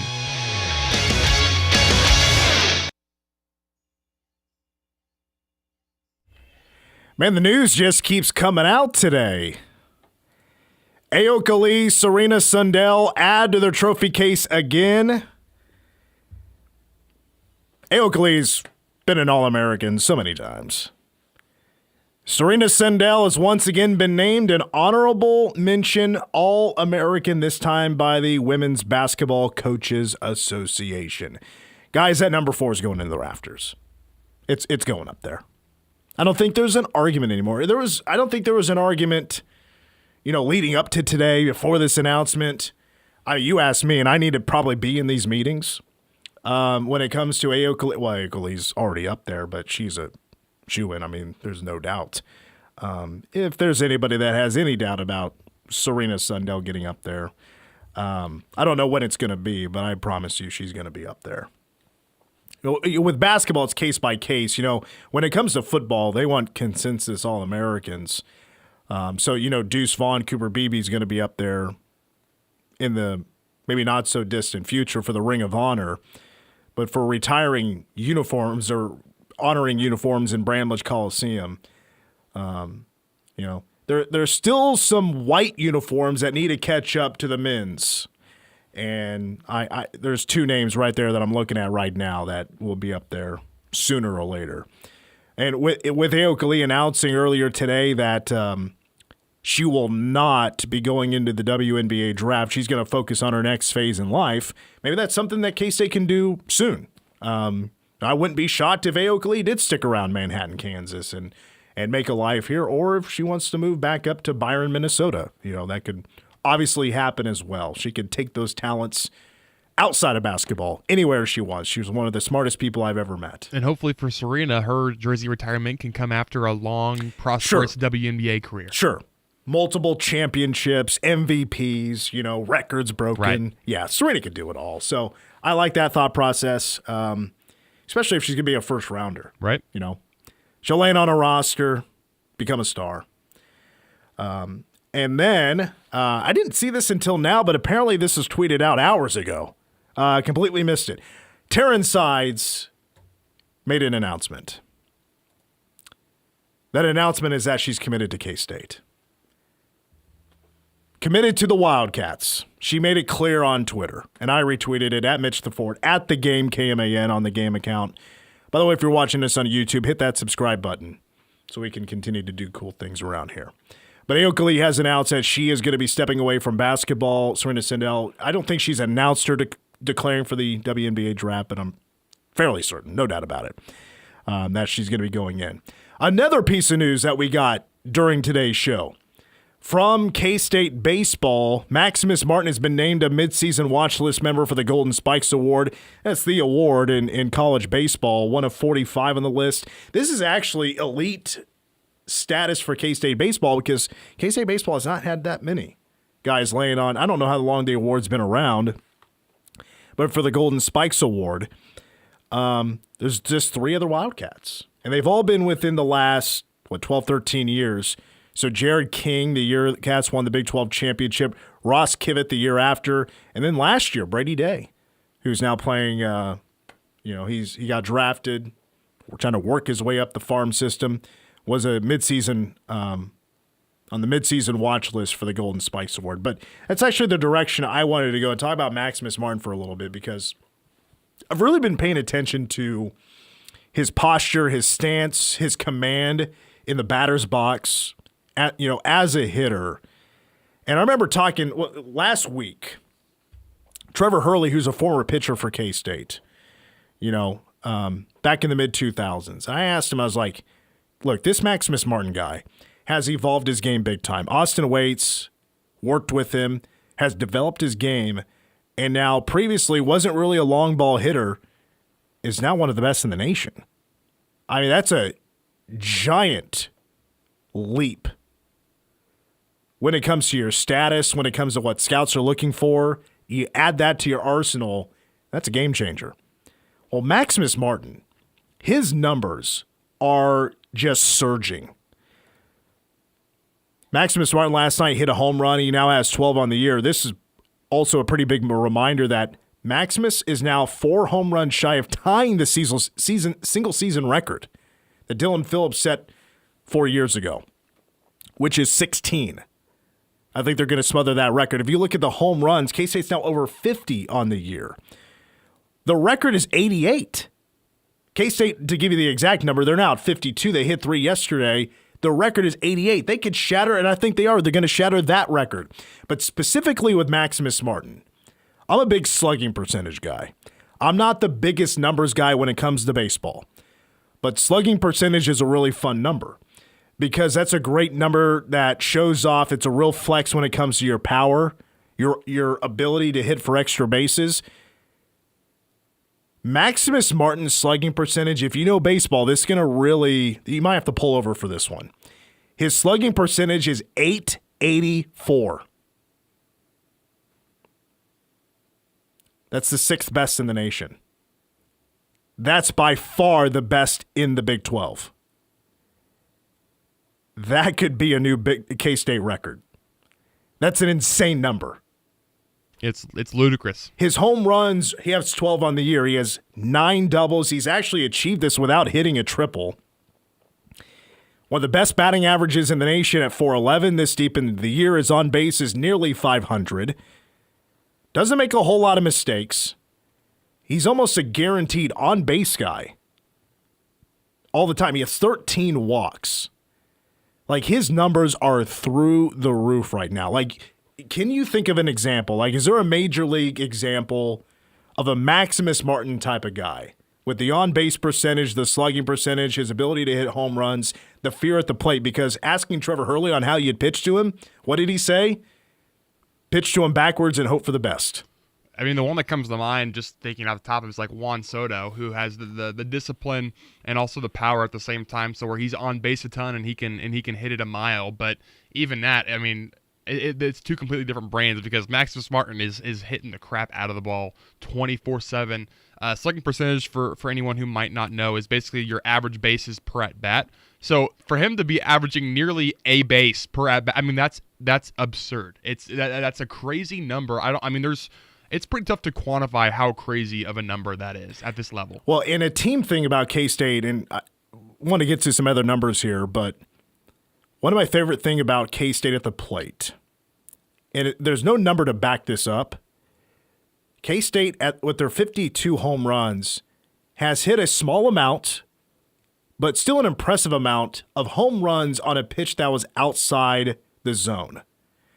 Maximus Martin has done this. Bear Madliak has done this. Keegan O'Connor has done this, where they have hit home runs on a pitch outside. So they're reaching with the bat. Most likely it's off the end of the bat, and they have just such great power that they can hit it over the wall at Toyton Family Stadium. Maximus Martin did it not too long ago. Bear Madliak did it not too long ago. So it's not a ton of home runs, but you have guys that can deliver on necessarily not the best pitch, and you got to have a pretty educated bat to pull that off. Let's go ahead and take a break because I know there's more numbers that Cole wants to get to flex K-State's ability at the plate. That's led to a 20-8 record to be a top 20 team in the RPI, a thing that K-State has feared, RPI records, and playing not necessarily a great schedule. That has obviously changed now, and K-State is all of a sudden in the driver's seat to be hosting for the NCAA tournament. More on K-State baseball after a quick timeout on the game. Your home for K-State sports. Sills. Oh! Major elevation for Desi Sills. This is The Game on News Radio KMAN. Manhattan Broadcasting is keeping it local. Dollars spent locally today help build a better community for tomorrow. D&I Plumbing, Heating, and Air will provide honest and quality service when you need it most. From a leaky faucet to replacing your water heater. Trust the experts at D&I Plumbing, Heating, and Air, your York and other makes and models local dealer. Call 537-7138 today. Turn your memories into a masterpiece at Candlewood Frame Shop. Whether it's framing your favorite pictures floating around in the digital cloud or creating a shadow box with cherished things or memorable events. Candlewood Frame Shop. Let them turn your stories into a masterpiece. For a once-in-a-lifetime experience, engagement ring shopping simply can't be duplicated on a computer screen. At Fifely Jewelers, you'll be pleasantly surprised by our pricing compared to buying online, and we offer financing. Plus, you'll have peace of mind by shopping locally with Fifely Jewelers. Manhattan Broadcasting is keeping it local. Find more great local businesses plus special deals and offers when you keep it local on our website. Adopt US Kids presents What to Expect When You're Expecting. A teenager. Learning the lingo. Today I'm going to help parents translate teen slang. Now, when a teen says something is on fleek, it's exactly like saying, that's rad. It simply means that something is awesome or cool. Another one is totes. It's exactly like saying, totally, just shorter. As in, I totes love going to the mall with Becca. Another word you might hear is jelly. Jelly is a shorter, better way to say jealous. As in, Chloe, I am like so jelly of your unicorn phone case. You don't have to speak teen to be a perfect parent. Thousands of teens in foster care will think you're, rad, just the same. To learn more, visit adoptuskids.org. A public service announcement brought to you by the U.S. Department of Health and Human Services, Adopt U.S. Kids, and the Ad Council. James was diagnosed at 3 months old with neuroblastoma. We went from thinking we had a healthy 3-month-old little boy, all of a sudden he had this super serious cancer. It was heartbreaking. He had chemotherapy until he was just under a year old, and at that point he was in remission. Went that way for a year and then relapsed February of 2023, and here we are 1 year later, finishing up treatment, hopefully. The research is extremely important. The treatments that they're developing here get shared with all the doctors to help treat children worldwide. It's contributing something like one more piece of the puzzle to curing this horrible disease. We all want the same thing. We all want our children to live, have long, meaningful lives. Finding cures, saving children. Learn more at stjude.org. Your News Radio KMAN Manhattan area weather forecast. Right now, 57 degrees of wind out of the southeast at 10 miles per hour and cloudy skies. Tonight, a 10% chance of showers after 5 in the morning, mostly cloudy with an overnight low of 43. Tomorrow, showers mainly before 3 p.m., chance of precipitation at 80% with gusts as high as 20 miles an hour out of the east. Tomorrow night, a 40% chance of showers, wind gusts as high as 30.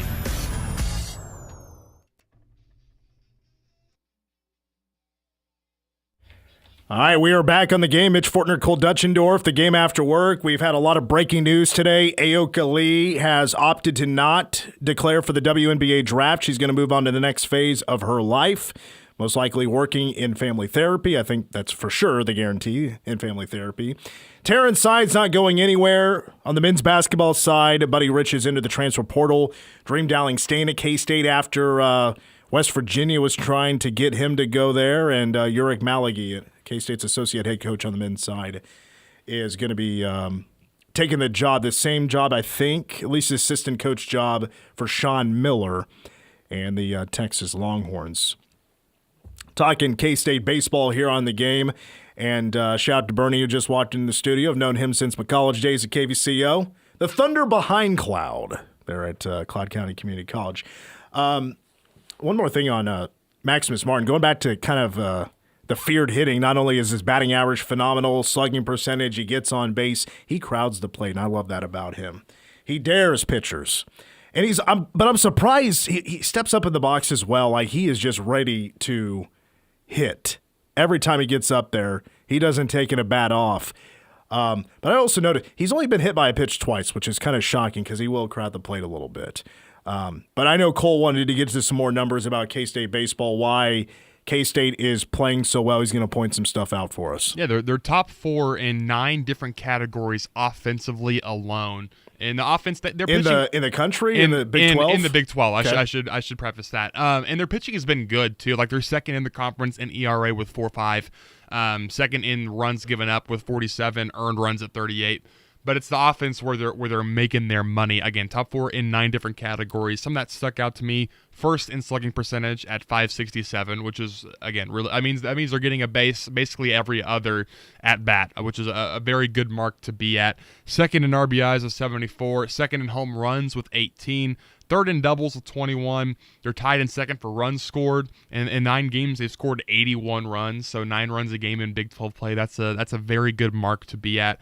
Fourth in batting average at 309. They're also drawing a lot of walks. Fourth in walks in the conference. And also this one really stuck out to me. They're fourth in walks. They're all those previous categories I've given. They're also only fourth in strikeouts, as in the fourth least strikeouts, with just 68 in Big 12 play. And then second in steals. They're always going to be a good stealing team.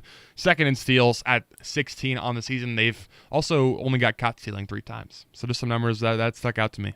Yeah, it'll be interesting now that K-State, we know that as the pecking order starts to develop, which it already truly has, I think we have a good sign of who the best teams are, which are their rivalries. K-State, KU, Arizona, Arizona State. K-State will not play the Arizona teams. That's helpful. So you're not playing 2 of the top 4 teams in the conference. Right now, KU is in 3rd place. That series coming up in not this weekend, not next weekend, but the weekend after. Hoagland Ballpark, that's going to be in Lawrence, and that is a huge series. Huge. Outside of that, K-State doesn't really play the top-tier teams in the Big 12. When it comes to the bottom half of the Big 12, K-State plays everybody. K-State will not play TCU, who's a top half. It's like a reverse football situation from this past season. Yeah, I feel like there's one more I'm missing. K-State, don't get me wrong, they're still going to be tested. Oklahoma State's this weekend. They're the last team in the Big 12, but they've been bitten by the injury bug a little bit. Weather's going to play a factor, and it's still baseball. You never know what. Sometimes you just don't know. Crazy things can happen. But 2 things about K-State that they need to clean up. My 2 worries. K-State pitching is hitting too many batters. And that's honestly really my only concern. I do believe Coach Wynn, the depth he talked about in the preseason, I think it is there. I think you do have starting pitching you can start, and that's great to see, especially with Coach confirming earlier today, Carson Liggett, one of the stars out of the transfer portal that K-State got, is out for the year with an injury. He will not pitch this year, but he'll be back next year after he gets through his injury. That's for the pitching. When it comes to the field, K-State, probably too many errors. 36 on the year. It can snowball sometimes on K-State. Feels like whenever I watch them, errors are not an issue. Wichita State started to make a comeback last night. Got a little scary there for a minute. Errors kind of added that up for K-State in the most part, but K-State able to hold off the Shockers by 3, 13-10, that final score. But errors, and the infield has a lot of errors so far this year. And going back to the hit by pitch, I mean, that number that they have right now, 51, that's top 50 in the nation. That's not where you want to be when hit back, because that can get you in a little bit of a jam. But what I've really appreciated about the pitching this year for K-State, man, have they done a good job to get out of jams. A lot of examples this year of K-State really getting out of some tough spots. That's a monster reason why K-State is up to 20 wins halfway through the regular season. A quick break. We wrap it up with Ask Us Anything after these words.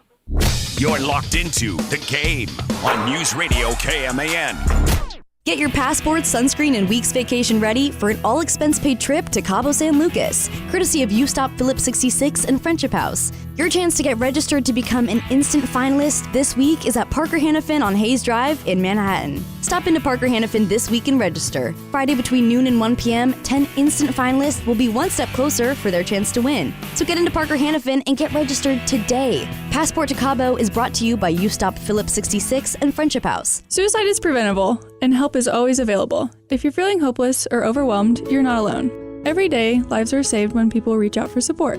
Pawnee Mental Health is here to help you through the hard moments, because your life matters. Call our 24/7 crisis hotline at 1-800-609-2002 or visit us at 1558 Hayes Drive in Manhattan to begin your path to healing. Remember, there is hope and there is help. Let's take the first step together. Buck Roofing focuses on customer service by responding to the roofing concerns of residential and commercial properties with the utmost professional service for nearly 20 years. Call for a free no-obligation estimate at 785-230-9379. The Ramsey Show. The problem is the stupid banks will loan you so much money that they put you in bankruptcy because they don't have an off button. They'll just loan you money. You know, you can go get a credit card, you can go on a trip you can't afford, you can go down here and get a car. You know, there's actually people out there walking around that still think that if the bank will loan it to you, it means you can pay it. The same people that think if you have checks left in your checkbook, there must be money in the account. Same people. Life and money advice. The Ramsey Show. Weekdays from 10 to 1 on News Radio KMAN. You know, Mitch, as you know, I do some voice tracking work on Z96.3, and one of the songs we have in the rotation, or that's at least recently has been on the rotation, is Summer Girls by LFO. And they have a line in there. It's the second line of the song is Chinese food makes me sick. It's an interesting line to just have straight off the bat. It's kind of just a random throwaway. It's a great song, first of all. It is a great song. That got me thinking today because I was doing my voice tracking for the day, and got me thinking what food just disagrees with you, or if you have a bad food story. So, two things. I've had an unfortunate run in my life of just too often have I had food poisoning. Ugh. It's happened at least 3 times. From when I was 5, I had it I had it once when I was a teenager, and then 4 times because I've had it twice since working here. But there isn't like a particular food, like a cuisine, or like there's nothing that like does me wrong, like gives me the poops or something. Like people, Taco Bell, enjoy passing that later on. Never had that problem. I can eat as much Taco Bell as I want. I did have a really bad Long John Silver's experience, and my parents loved eating there when I was growing up. Like every time we come to Manhattan, you got to have Long John Silver's. They did like a family deal. They had mozzarella sticks. I had one bad experience. Also had one bad spaghetti experience one time. I did not eat those foods for a long period of time. Mm-hmm. This was like, it just made me say that. I haven't had Long John Silver's in a long time, but I do now love spaghetti. There were a couple growing up. One of my go-to snacks back in the day was just a tortilla with some peanut butter and then some cinnamon sugar. Horrible for you, but a phenomenal snack. And then you heat it up in the microwave for about 10 seconds to get the peanut butter a little melty. And I would have that often, like too often. And one time it just it didn't stay down, and so then I don't think I've eaten one to this day, just because that memory comes back into my head anytime I think about it. And the other one was Fruity Pebbles. That's my favorite cereal, and had a bad experience with that. And I've eaten Fruity Pebbles since then, but for a while I stayed away from the Fruity Pebbles as well. Fruity Pebbles rocks. They're good. That's an especially underrated... if you get it fresh before it gets too soggy. Like if you get the crunch factor, it's perfect. You have to eat it pretty quick. That and like Fruit Loops, like those two kind of go hand in hand on. It's like it's perfect. As soon as that milk hits the cereal hits the bowl and you start chowing, that is clean living. Mm-hmm. Those are good times. Is that your go-to cereal? Yeah. There's not a lot. Anything about like a Raisin Bran or something like that. I don't love Raisin Bran. Those are Raisin Bran was my dad's favorite. I can't get down with that. Frosted Flakes. Love Frosted Flakes. I'm a big shredded wheat guy. Sure. Frosted? Yes. Well, you do the strawberry frosted. I'll do any kind of frosted. I'm going to pass on the strawberry. All right, we got to wrap it up. A lot of news we got to today. NewsRadioKman.com for some articles about to be posted. For Cole, I'm Mitch. Back with you 4 to 5:30 tomorrow. Go Cats. Online and on demand 24/7 at NewsRadioKman.com. News Radio KMAN, Manhattan. This is SportsCenter. Another record broken in the NFL. I'm Chris Smith. The Cardinals